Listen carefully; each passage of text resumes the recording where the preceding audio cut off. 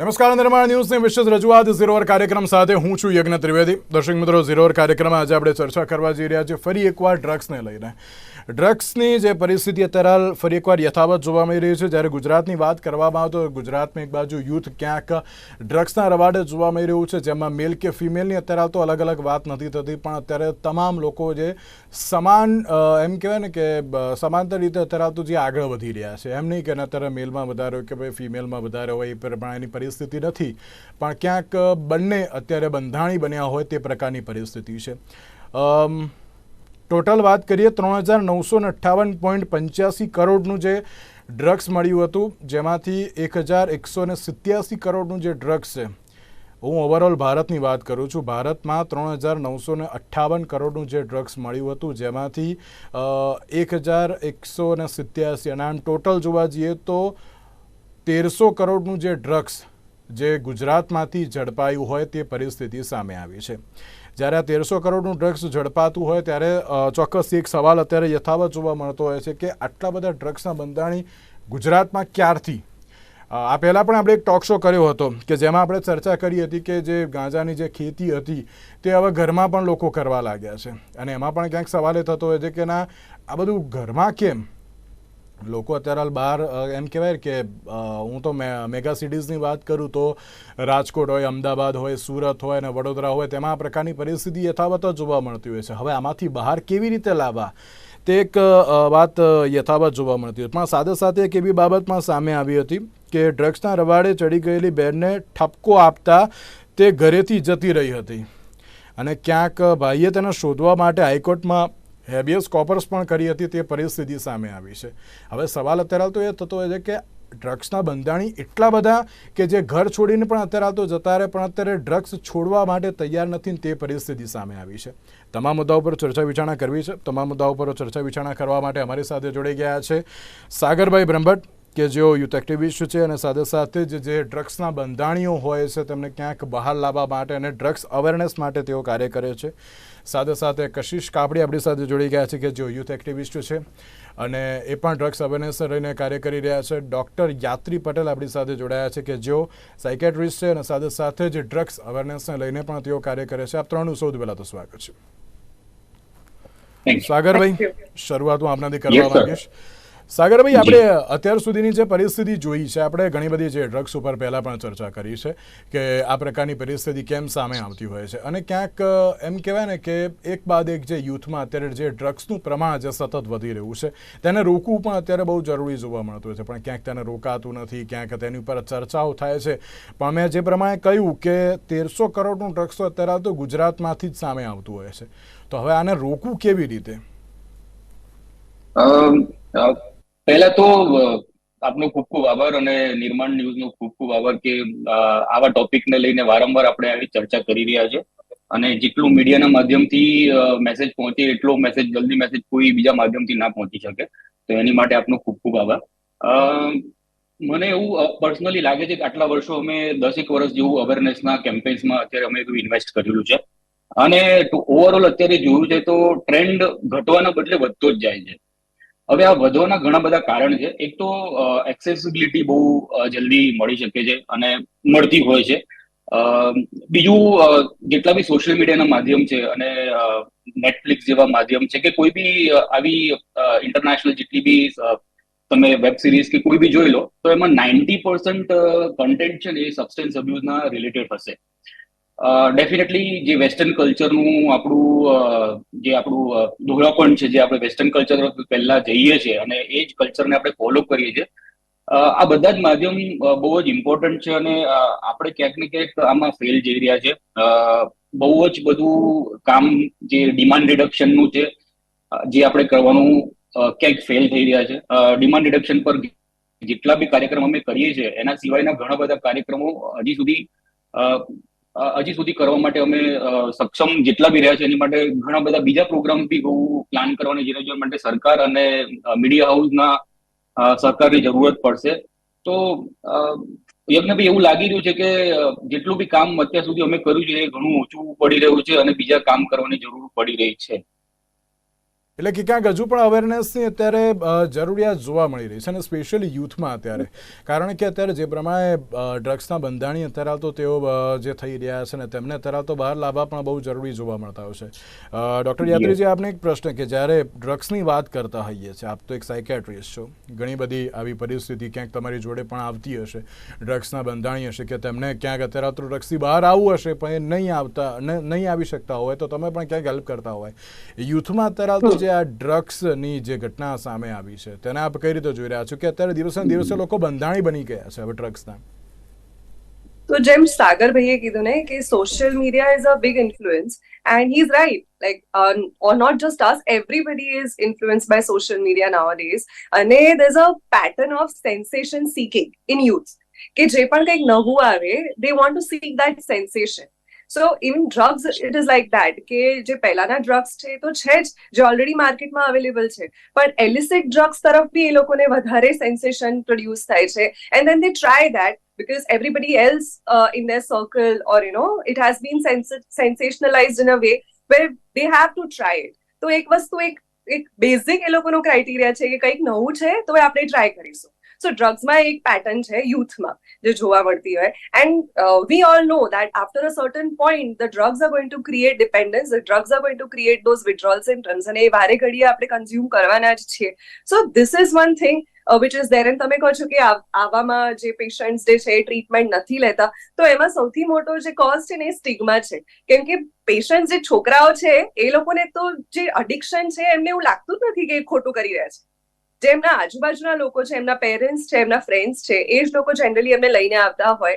So for them, it is a big stigma to consult a psychiatrist or consult anybody for de-addiction because they don't like આ બધું બહાર આવું કે મારા છોકરાઓ એડિક્શનમાં છે કે કોઈ પણ વસ્તુ કોઈ પણ આવી રીતે કન્ઝ્યુમ કરે છે. સો સોશિયલ સ્ટિગ્મા જ એટલો બધો છે કે જેના કારણે એ લોકો આટલા એક ટ્રીટમેન્ટ માટે નથી આવી શકતા. સો that is one thing which I consider કે એ બ્રેક કરવા માટેની જો awareness campaigns, everybody is trying to consider those awareness campaigns where we break this social stigma and we try કે આ બધી વસ્તુઓ જેટલા બી ડ્રગ્સ છે એના કેટલા ઇમ્પેક્ટ છે આપણા બ્રેન પર અને ઇન જનરલ આપણી બધી સિસ્ટમ્સ પર, અને એના વિડ્રોલથી શું થશે અને નહીં છોડીએ તો શું થશે.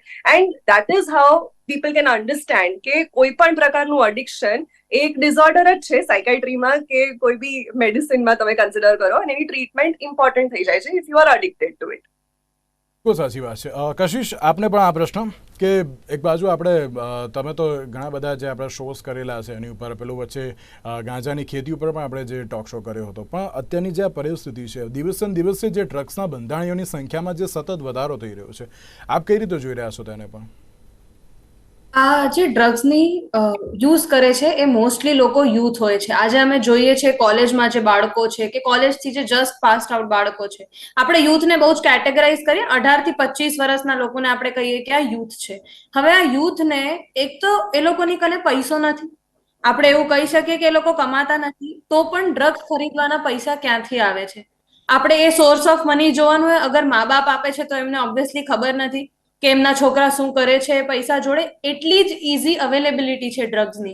તમે ક્યાંય પણ બહાર જાઓ છો તો તમને ડ્રગ્સ વેચવા વાળા મળે છે. તમે ગાંજો લ્યો છો કે જે પણ પ્રકારના તમે પદાર્થો લ્યો છો, પહેલા ગુજરાતમાં ખાલી ફૂંકવા વાળા ડ્રગ્સ અવેલેબલ હતા કે સિગરેટ થઈ ગઈ કે પછી મેં બીજું કંઈક ફૂંકી લીધું. હવે લોકો ઇન્જેક્ટેડ ડ્રગ્સ લે છે, જે આપણે હાર્ડ ડ્રગ્સની વાત કરતા હતા. એ લોકોને વધારે હાનિકારક છે. ઓવરડોઝ થઈને તરત મૃત્યુ થાય છે. અહીંયા બચવાના સિમ્ટમ્સ અને બચવાના ચાન્સીસ જ નથી. એની તમને લત લાગે એટલે તમે એ પૈસામાં જતા જાઓ. અને હમણાં અમે લોકો ગયા હતા એક કેફેમાં, અમે રાતના ગયા હતા અને ત્યાં કોઈક ફૂંકતા હશે, અમને નથી ખબર, પણ એ કેફેના જે માલિક હતા એમણે આયા, માઇક પર શો ચાલતો હતો, આખો એ શો ને વચ્ચે ઉભું રાખીને કે અમને એવું લાગે છે કે કોઈક લોકો અહીંયા આવું ડ્રગ્સ કરે છે કે ફૂંકે છે, તો અમે પોલીસને બોલાવી એના કરતા તમે પોતા માળે જતા રહો. So that is a good initiative. અગર cafe owners late night cafes ખુલ્લા રાખે છે, શોઝ કરે છે જ્યાં યંગ પબ્લિક આવે છે, તો તમે એટલા ઓબ્ઝર્વન્ટ છો કે તમને ખબર છે કે અહીંયા લોકો નશા કરે છે ને એ કરવું ખોટી વસ્તુ છે. સો that is a good public initiative, I will સે. બિલકુલ સાચી વાત છે. અને સાથે આપણે એમ કહેવાય ને કે કશિશ, હજુ એક આપને જ પ્રશ્ન કે કોલેજ લાઈફની વાત કરીએ. આપણે દરેક લોકોએ કોલેજ લાઈફ જોઈ છે અને અત્યારે જોઈ પણ રહ્યા છીએ કે કોલેજ લાઈફમાં છે ને બે વસ્તુ હોય કે એક તમારા ફ્રેન્ડ સારા હોય, એટલે કે સંગત એક સારી હોવી જોઈએ, અને બીજું ભણવાનું સારું. ભણવાનું તો અત્યારે આપણું કહે ને તો આપણે પછી રાખીએ થોડુંક, કેમ કે હવે ભણવાનું તો અત્યારે ક્યાં કોલેજમાં હોય છે કે નહીં એ ખબર નથી હોતી, પણ સંગત સારી હોય ને તો અત્યારે ઘણું બધું જે સારું એવું થતું હોય છે. અત્યારે કોલેજીસમાં અત્યારે આ ડ્રગ્સ મળવું એ અત્યારે થોડું કોમન બની ગયું છે. તાર જોઈએ છે ભાઈ તો તને અહીંયાથી મળી જશે, એ પ્રમાણે ક્યાંક સોર્સ પણ મળી જતા હોય છે. એટલે કે એમ કહેવાય ને કે સૌથી પહેલાં તો કોલેજિયન્સ જે છે, એટલે કે જે યુથ છે, તેને અત્યારે તો સમજાવવું બહુ જરૂરી જોવા મળતું હોય છે. કોલેજમાં અત્યારે જો કોલેજના પ્રિન્સિપલ હોય કે પછી અન્ય કોઈ પણ વ્યક્તિ હોય, જો આ પ્રકારની ઇનિશિયેટિવ લેતા હોય તો પણ અત્યારે ઘણું સારું હોય, તેમાં આપણે અવેરનેસ લાવી પણ શકીએ છીએ. કશું શું કહેશો આપ? અવેરનેસ બિલકુલ લાવી શકાય છે. મારું એવું માનવું છે કે જેટલા તમે નેગેટિવ ફેક્ટર વધારે બતાવો ને એટલી સારી અવેરનેસ આવે. આજે હું જઈને ક્યાંક ભાષણ આપી દઉં કે ડ્રગ્સ ન કરાય, 25 રીઝન્સ છે કે ડ્રગ ન કરાય, પણ એ આપણે સાંભળીને કદાચ ભૂલી જશું. પણ હું આજે આલ્કોહોલિક અનોનિમસ કરીને એક ઓર્ગેનાઇઝેશન છે AA, જ્યાં આવા જ જે નશામાં એના શિકાર હોય ને પછી બહાર નીકળતા હોય એવા લોકો આવે છે.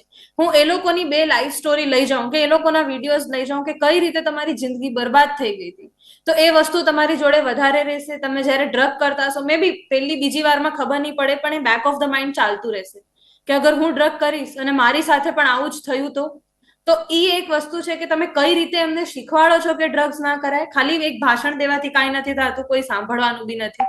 અને આવી જે બીજી મીટિંગ્સ છે, જે લોકો ઓલરેડી નશાના શિકાર છે, કોશિશ કરો કે તમે એમને ત્યાં લઈ જઈ શકો. હરવારે પોસિબલ નથી થતું, પણ કદાચ આપણે કોલેજીસમાં એમની 1-2 મીટિંગ્સ રાખી શકીએ, જે ઓપન ફોર ઓલ મીટિંગ્સ હોય છે, જ્યાં લોકો પોતાના મનથી આવીને પોતાની વાતો શેર કરે છે. એ સાંભળીને કેટલાય લોકો એવા છે જેમણે સ્મોકિંગ મૂકી દીધી છે. આ વિડીયોઝ યુટ્યુબ પર પણ અવેલેબલ છે, બટ આપણે એ રિસોર્સિસની ખબર જ નથી હોતી. ભાઈ, આ ડ્રગ્સની સાથે સાથે જે દવા અમુકને છે ને એ ઝડપી પાડવામાં આવી છે. અમુક દવાઓનો જે ડ્રગ્સ તરીકે અત્યારે તો ઉપયોગ થતો હોય છે તેવી બાબત પણ સામે આવી હતી. અને જે પ્રમાણે યુથની વાત કરીએ તો યુથમાં પણ અત્યારે આ પ્રકારની પરિસ્થિતિ બહુ સામે આવી છે કે જે એમ કહેવાય ને કે જો ડ્રગ્સ માટે કંઈક કેમ તો અત્યારે પહેલાં પરિવારનું નહીં વિચારવાનું, પહેલાં આપણે પેલો કહેવાય ને કે બેસ્ટ ફ્રેન્ડ જે ફંડ है ना वो बहुत ही ખરાબ है. અમુક માટે બહુ સારું છે ને અમુક માટે બહુ ખરાબ પણ છે એમ પણ કહેવાય. કારણ કે આજ એક ઘટના આવી છે કે એન્જિનિયરિંગમાં ભણતી એક યુવતી હતી કે જેણે ડ્રગ્સ લેવાનું જે શરૂ કર્યું હતું, અને જે ડ્રગ્સની જે બાબત સામે આવી તેના ભાઈએ તેને રોકવાનો એક ટ્રાય કર્યો, પણ એ ઘર છોડીને જતી રહી હતી. તો અત્યારે આ પ્રકારની જે પરિસ્થિતિ છે તેને રોકવી પણ બહુ જરૂરી. અને આ બધું મેં પહેલાં જ કહ્યું કે ક્યાંક અત્યારે યુથને જ અત્યારે તો સમજાવવું બહુ જરૂરી છે, અને ત્યારબાદ આપણે કોઈ બીજાને બ્લેમ કરી શકાય. શું કહેશો આપ તેને લઈને? યજ્ઞભાઈ, બહુ સાચી વાત કરી તમે. આપણે ત્યાં હવે ડ્રગ્સનું છે ને એક બાયફર્ગેશન બી એ રીતે થયું છે કે એક તો જે ડ્રગ્સ, જે નાર્કોટિક્સ ડ્રગ્સ કહેવાય, એનું એક ચલણ વધ્યું છે. સાથે સાથે ફાર્માનું ડ્રગ અબ્યુઝ બી વધી ગયું છે. ફાર્મા ડ્રગ અબ્યુઝ એટલે જે તમે કીધું દવાઓ, ઘણી બધી દવાઓ જેવી છે, જે કફ સિરપ્સ છે, ઘણા બધા બીજા બધા માધ્યમ છે જેનું અબ્યુઝ બી અત્યારે થઈ રહ્યું છે. તમે જે વાત કરી કે જે છોકરી ઘર છોડીને જતી રહી, કહેવામાં આવ્યું કે ભાઈ એમને તમારે હવે ડ્રગ્સ નથી લેવાનું, અને તો એના લીધે તે નિરાશ થઈને ઘર છોડીને જતા રહ્યા. આની પાછળ ઘણા બધા ફેક્ટર્સ કામ કરે છે. ભાઈ અગર આપણે એનું સાયકોલોજીકલ ઇફેક્ટ જોઈએ ને તો બહુ ડીપ વર્ક કરવાની જરૂર છે બાળકો પર. નંબર 2, આ જે પર્ટિક્યુલર પરિસ્થિતિ છે ને એને આપણે અલગ રીતે જોવી બહુ જરૂરી છે. જેમ કે એડિક્ટને આપણે એનું જે પ્લેસ છે ને એડિક્ટનું, એ પ્લેસ એનું જેલ કે કોઈ એવી સેન્ટર્સ નથી, પણ એની જગ્યા છે ને એ સારા જે સાયકાટ્રિસ્ટ ડોક્ટર છે, સાયકોલોજીસ્ટ છે. એટલે સૌથી વધારે અગર અવેરનેસની જરૂર હોય ને તો અમારા આટલા 9 વર્ષ 10 વર્ષના એક્સપિરિયન્સમાં મને એવું અત્યારે રિયલાઇઝ થાય છે કે સૌથી વધારે અગર જો એજ્યુકેશનની જરૂર છે ને તો એ પેરેન્ટ્સને છે, એડિક્ટને નહીં. બીકોઝ એડિક્ટ છે ને એ એક રિબેલિયસ નેચર સાથે, પોતાના એક એટીટ્યુડ સાથે એની અંદર આવ્યો છે, અને ક્યાંક ને ક્યાંક પિયર પ્રેશરનો શિકાર થયો છે. અને આપણે કોઈ બહાનાબાજી ના ચાલે આમાં. એમણે જ પોતે ચોઇસ કરી છે, એમને જ પોતે ચૂઝ કર્યું છે કે ભાઈ હું આ પર્ટિક્યુલર ગાંજો કે મેરુઆના કે કોઈ બી ઓપિયોઇડ કે કોઈ બી એક વસ્તુ હું સિલેક્ટ કરું છું, અને હું આને મારા એન્ટરટેનમેન્ટનું માધ્યમ તરીકે લઈ રહ્યો છું. તો આ બધી વસ્તુ ચાલે નહીં. અને આની અંદર સૌથી વધારે જો આજે એજ્યુકેશનની જરૂર હોય ને તો ટીન એજની અંદર જે ગયા છે બાળકો, એની માટે કદાચ આપણે કશું કરી શકવું થોડું મુશ્કેલ બની જાય. કારણ કે એક એટીટ્યુડ એ લોકોનો ડેવલપ થઈ ગયો છે કે ભાઈ ના, તમને શું ખબર પડે, મને તો આનાથી મજા આવે, હું તો આનાથી ક્રિએટિવ થઈ ગયો છું, મારું માઇન્ડ સ્ટોપ થઈ ગયું છે ને હું તો ફોકસ વધારે કરી રહ્યો છું, એટલે આ બધી વસ્તુમાં તમે મને ચેલેન્જ કરી ના શકો. આ તમે બહુ સાચી વાત કે બધા એમ જ કે તમને શું ખબર પડે. એબ્સોલ્યુટલી. એટલે આ જે એટીટ્યુડ ડેવલપ થયું ને એને સુધારવો થોડો મુશ્કેલ છે, અને એને સુધારી શકાય, ડેફિનેટલી સુધારી શકાય, પણ એનો એક્સેપ્ટન્સ જોઈએ કે મારામાં પ્રોબ્લેમ છે. જો એક્સેપ્ટન્સ નહીં આવે ને કે મારામાં પ્રોબ્લેમ નથી, તો ના યાત્રીબેન કઈ કરી શકશે, ના દુનિયાના કોઈ બી સારામાં સારા સાયકાટ્રિસ્ટ, ડોક્ટર, સાયકોલોજીસ્ટ કશું જ નહીં કરી શકે જ્યાં સુધી એક્સેપ્ટન્સ નહીં આવે કે ભાઈ મારામાં પ્રોબ્લેમ છે ને મને સુધારવું છે.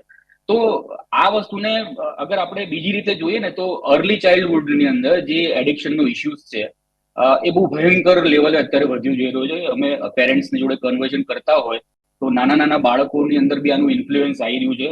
તો જો પેરેન્ટ્સ જેને કશું જ ખબર નથી પડતી કે ભાઈ આ વસ્તુને કેવી રીતે રોકવી અને આઈડેન્ટિફાઈ કેવી રીતે કરવું, જો એને એજ્યુકેશનના માધ્યમ પર બી કામ કરવું પડે ને તો એ સૌથી પહેલા કરવું જોઈએ, મને એવું લાગે છે. ડૉક્ટર યાત્રીબેન, આપને પણ આ પ્રશ્ન કે એડિક્શન ઘટાડવા માટે શું કરવું જોઈએ? કારણ કે મેં જે પ્રમાણે એક આ તો દાખલો એક જ છે, હજુ તો એમ કહેવાય ને કે બહાર આવ્યો ત્યારે ખબર પડી કે આ પ્રકારની પરિસ્થિતિ પણ હોય છે. એમ કહેવાય છે કે એ જે બેન હતા એ એમના ફ્રેન્ડ્સ જોડેથી રૂપિયા લેતા હતા રોજના ડ્રગ્સ લેવા માટે, અને હવે આ બધા બંધાણીઓને એટલે કે જે એડિક્ટેડ હોય છે એ લોકોને બહાર કાઢવા માટે હવે શું કરવું જરૂરી છે? સો અડિક્શનની ટ્રીટમેન્ટ તો છે જ. એ લાઈક આઈ સેડ કે ખબર પડવી કે અડિક્શન ઇટસેલ્ફ એક ડિસઓર્ડર છે અને એની ટ્રીટમેન્ટ લેવા જઈ શકાય, એ અવેરનેસ ક્રિએટ કરવી પડે કે we know that, like even કશિશબેન said that alcohol anonymous is group therapy. એવી રીતે બહુ જ બધી અલગ અલગ થેરપીઝ છે, બહુ જ બધા મેડિકેશન્સ છે જેનાથી આપણે ડી અડિક્શન કરી શકીએ છીએ. But again what I feel is specifically in teenagers and youth is that they have considered addiction કે કોઈ બી ડ્રગનું કન્ઝમ્પશન એક એસ્કેપ મિકેનિઝમ તરીકે, એમને જે પણ એક્સપિરિયન્સીસ થયા છે કે જે પણ એક્સપિરિયન્સ કરી રહ્યા છે એના માટે એક એસ્કેપ મિકેનિઝમના કારણે એ લોકોએ ડ્રગ્સ યુઝ કર્યા. Sometimes I have heard that પોતાના પેરેન્ટ્સને પનિશ કરવા માટે પણ એ લોકો ડ્રગ કન્ઝમ્પશન કરતા હોય છે. There are stories where they say કે my parents have been like this and that is why to in a way in a passive way to punish them they consume drugs and parents cannot do anything about it. It's like that. So maybe આ બધા issues જે childhood issues છે એ પણ cover થવા જોઈએ when we start that therapy, અને એમાં ટીનેજના જેટલા બી આઈડેન્ટિટી ક્રાઇસિસ છે કે જેટલા પણ ટીનેજર રિલેટેડ ઇશ્યુઝ છે એ પણ એ લોકોના એડ્રેસ થવા જોઈએ એ ટાઈમ પર. And there are a lot of things which an adolescent is facing these days, not just the identity crisis, they are facing all sort of identity, gender identity હોય કે પછી about their own identity in the society, whatever things are happening, એ કઈ હદ સુધી સાચી છે ખોટી છે એ બધું ફિગર આઉટ કરવામાં એ ઓલરેડી એક કોન્ફ્લિક્ટમાં છે, અને એ કોન્ફ્લિક્ટમાં એમના માટે ડ્રગ્સ કે કોઈ પણ ખોટો રસ્તો લેવો એ ઇઝી થઈ જાય છે. સો all these things figure out કરીને એમની સ્પેસિફિક થેરપી જે રીતે જે જરૂરી હોય કરવી જોઈએ. કોઈ અંડરલાઈન બીજો કોઝ હોય કે ડ્રગ્સ કેમ કન્ઝ્યુમ કરે છે એ પણ આપણે ફિગર આઉટ કરીને એનું બી થોડું એડ્રેસ કરવું જોઈએ. And parents are somebody who are very important what do you say catalyst in this treatment. તો પેરેન્ટ્સને જ ખબર ના પડવી એ બહુ કોમન વસ્તુ છે, કેમ કે જ્યારે વેપ છોકરાઓ કરતા હોય છે તો નથી ખબર હોતી પેરેન્ટ્સને કે it is also considered in to drugs.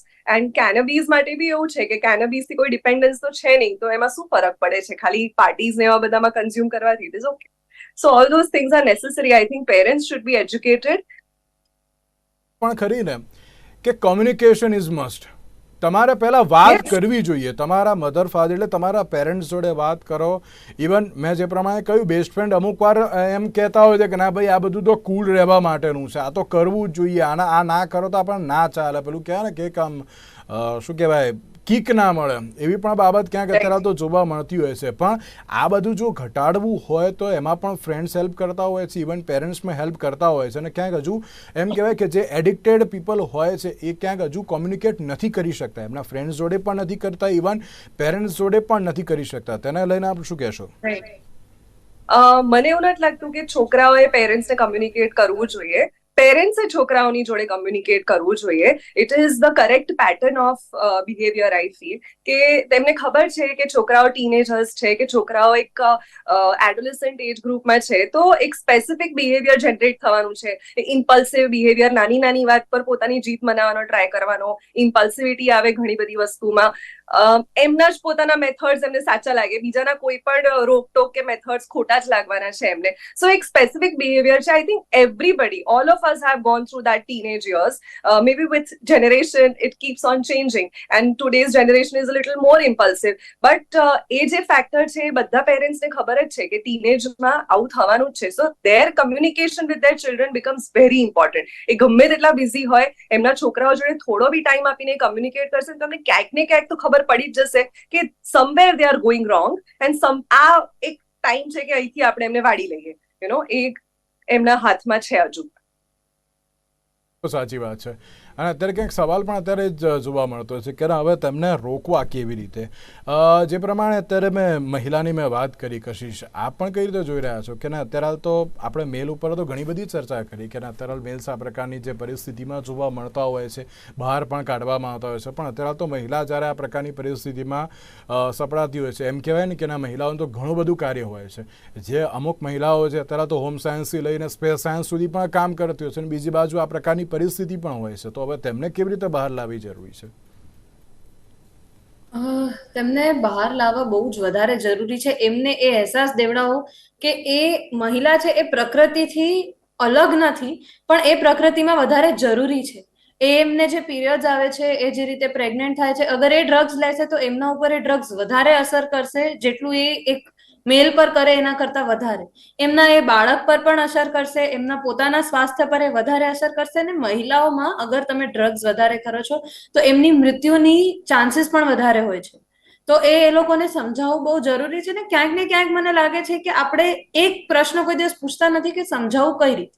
આજે જેમ કે સાગરભાઈએ કીધું કે બાળકો કહે છે કે અમને બધી જ ખબર છે. હવે મેં કોઈને કીધું કે તમારે ડ્રગ્સ ના કરવા જોઈએ, નશા ના કરવા જોઈએ, મને ખબર છે, મને આના સાઈડ ઇફેક્ટ પણ ખબર છે અને હું મારા મરજીથી નશા કરું છું. તો તમે આગળ એ બાળકને કઈ રીતે સમજાવી શકશો કે શું કામ નશા ન કરવા જોઈએ? કારણ કે એમને બધી ઇફેક્ટ તો ખબર છે. એમને એવું પણ ખબર છે કે એ નશો ખોટો છે, તો પણ એ પોતાની જિંદગીમાં આ રીતે રહેવાનું અગર એ પોતાની જાળવતા હોય છે તો તમે એ બાળકને કઈ રીતે મેળવી શકો? એ એક આપણે બેસી અને વિચારવાનો મુદ્દો છે. બિલકુલ બિલકુલ સાચી વાત છે. કશું છે એક આપણે બીજો એક પ્રશ્ન, આપણે એમ કહેવાય ને કે સવારથી સાંજ સુધી, સાગરભાઈ પણ ક્યાંક એક્સેપ્ટ કરશે અને યાત્રીબેન પણ એક્સેપ્ટ કરશે આ બાબતને, પણ સવારથી સાંજ સુધી છે ને સોશિયલ મીડિયામાં જઈએ છીએ. પેલું કહેવાય ને કે હું શું કરું છું, રોજ એક સ્નેપ સ્ટ્રીક તો મૂકવાની. સ્નેપ સ્ટ્રીક જો તૂટે ને તો પછી બીજા દિવસે ક્યાંક બબાલ પણ થાય, એવી પણ બાબત હોય. એટલે કેમ કે સવારથી સાંજ સુધી જો તમે સોશિયલ મીડિયા ઉપર જો અવેલેબલ હો, જે સોશિયલ મીડિયાના પણ એડિક્ટેડ હોય છે અમુક લોકો, અને એ જ પ્રમાણે ક્યાંક ત્યાંથી તમને કોન્ટેક્ટ પણ મળતા હોય છે. એટલે કે એમ કહેવાય ને કે તમારું ગ્રુપ સારું હોવું જોઈએ. સાદો સોશિયલ મીડિયામાં તમે શું સર્ચ કરો છો એ પણ અત્યારે તો જે સમજવું બહુ જરૂરી છે. અને તમે કેવી અંદરથી વસ્તુ મેળવી રહ્યા છો.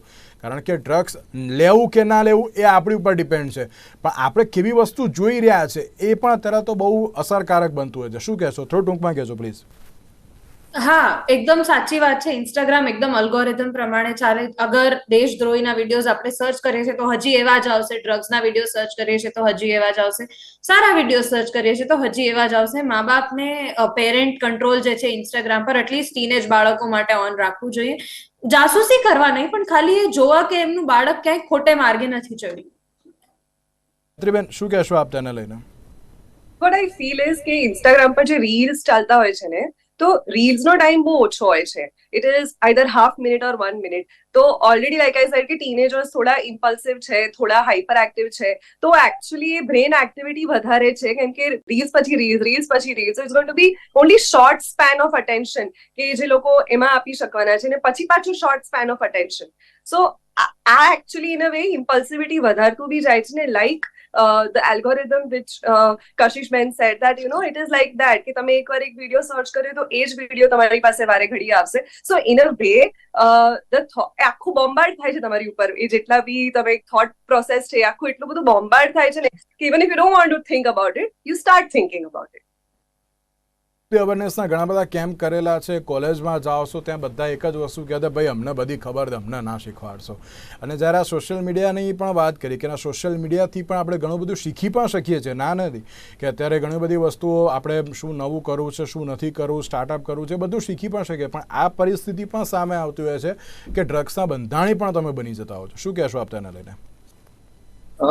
એટલા માટે જ આટલા વર્ષમાં અમે એક એવા તારણ પર આવ્યા છે કે બાળકોને છોડો, પેરેન્ટ્સને પકડો. એટલે પેરેન્ટ્સને પકડશો અને પેરેન્ટ્સ પર કામ કરીશું તો ડેફિનેટલી રિઝલ્ટ જોવામાં મળશે. જે રીતે આપણે બાળકો સાથે અવેરનેસના પ્રોગ્રામ્સ કરીએ છીએ એ જ રીતે એમના પેરેન્ટ્સ સાથે સ્કૂલની અંદર કમ્પલસરી એક સેશન પણ એના કોન્સ્ટન્ટ રિવેલ્યુએશન થાય અને એની પર વર્કઆઉટ કરવામાં આવે. જે દિવસે એમનામાં જાગૃતતા આવી જશે, પ્લસ જે પેરેન્ટ્સ ઘરની અંદર આલ્કોહોલ કે જે બી વસ્તુ લઈ રહ્યા છે કેવી રીતે એને અવોઇડ કરવું, આપણે ના નથી પાડતા લેવાની, પણ કેવી રીતે એને અવોઇડ કરવું અને બાળકો સામે એને કેવી રીતે એની ઇમ્પેક્ટ પડે છે, જો આ બધું સમજાવવામાં આવે ને યજ્ઞભાઈ, તો એની પર બહુ જ સારું વર્કઆઉટ થઈ શકે છે. અને બાય નોટ બીંગ નેગેટિવ, હજી બી પરિસ્થિતિ હાથમાં છે, પણ જો આની પર વર્કઆઉટ નહીં કરીએ તો 2025 અને 2026 થી લઈને 2034 સુધીનો સમય એ આપણી માટે બહુ જ મુશ્કેલ આવવાનો છે. અને ઇન્ડિયાની અંદર આ વસ્તુનો ઇસ્યુ અને અબ્યુઝ દિવસે ને દિવસે વધી રહ્યો છે. એની પર વર્કઆઉટ નહીં કરે તો we are going to face a huge amount of problem. સાગરભાઈ, ડૉક્ટર યાત્રીબેન અને સાથે કશિશ, આપ ત્રણના આભાર અમારી સાથે આ ચર્ચા વિચારણામાં જોડાવા માટે. તો દર્શક મિત્રો, એક બાજુ જે રીતે ડ્રગ્સના બંધાણી અત્યારે હાલ તો જે સતત વધી રહ્યા છે, હવે તેને રોકવા કેવી રીતે તે પણ એક સવાલ યથાવત છે. સાથે સરકારની પણ એક જવાબદારી બને છે આમાં કે ના, અત્યારે તો સરકાર પણ એવા કોઈ કાર્યક્રમ કરે કે ક્યાંક યુથ અત્યારે હાલ તો ડ્રગ્સમાંથી બહાર આવે. તો હવે યુથ કઈ રીતે ડ્રગ્સમાંથી બહાર આવશે તે તો આવનારો સમય જ બતાવશે. સાથે આજના ઝીરો કાર્યક્રમો જ આપશો. નમસ્કાર.